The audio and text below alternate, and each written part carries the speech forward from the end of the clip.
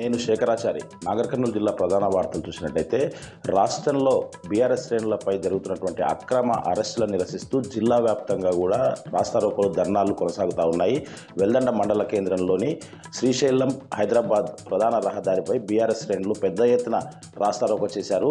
అసలు ప్రశ్నిస్తే తప్పేంటి, ప్రశ్నిస్తే అరెస్టులు చేస్తారా, ఎమ్మెల్యేల పైన దాడులు చేయడం ఎంతవరకు సమంజసం, హరీష్ రావును అన్ని పోలీస్ స్టేషన్లు తిప్పి చివరికి అర్ధరాత్రి వరకు ఉంచడం ఎంతవరకు కరెక్ట్ అని చెప్పేసి వాళ్ళు నినదిస్తూ ఉన్నారు.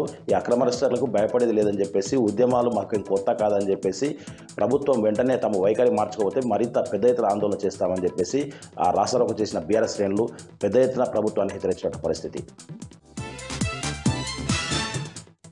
వార్త చూసినట్టయితే రంగారెడ్డి జిల్లాకు సంబంధించి కల్వకుర్తి నియోజకవర్గం కడ్తాల్ మండల కేంద్రంలో ముందస్తు అరెస్టులు పోలీసులు ఉదయాన్నే చేసినటువంటి పరిస్థితి. రాష్ట్రంలో జరుగుతున్నటువంటి అక్రమ అరెస్టులు నిరసిస్తూ బీఆర్ఎస్ శ్రేణులంతా మాజీ జడ్పీటీసీ దశరథ్ నాయక్ ఆధ్వర్యంలో వాళ్ళ ఇంటి వద్ద ఉన్నటువంటి బీఆర్ఎస్ శ్రేణులను ఒక్కసారిగా పోలీసులు వచ్చేసి ముందస్తు అరెస్టులు చేయడంతో అక్కడనే రాస్తారోకో చేయడానికి దశరథ్ నాయక్ ఆధ్వర్యంలో చాలామంది మాజీ సర్పంచులు, మాజీ వైస్ ఎంపీపీలు వాళ్ళంతా కూడా అరెస్టు చేసినటువంటి పరిస్థితి. అక్కడి నుంచి పోలీసులు తరలించడంతో వాళ్ళంతా కూడా స్టేషన్లో 2 గంటల పాటు అక్కడనే కూర్చొని నిరసన దీక్ష చేసినటువంటి పరిస్థితి. ఏదేమైనప్పటికీ ఈ అక్రమ అరెస్టులు తర్వాత ప్రభుత్వం ఇచ్చినటువంటి హామీలను నెరవేర్చకపోతే ప్రశ్నించే గొంతుకులను అక్రమ అరెస్టులు చేయడం దుర్మార్గమైనటువంటి చర్య అని చెప్పేసి మాజీ జడ్పీటీసీ దశరథ్ నాయక్ ఆధ్వర్యంలో ప్రభుత్వాన్ని హెచ్చరించినటువంటి పరిస్థితి.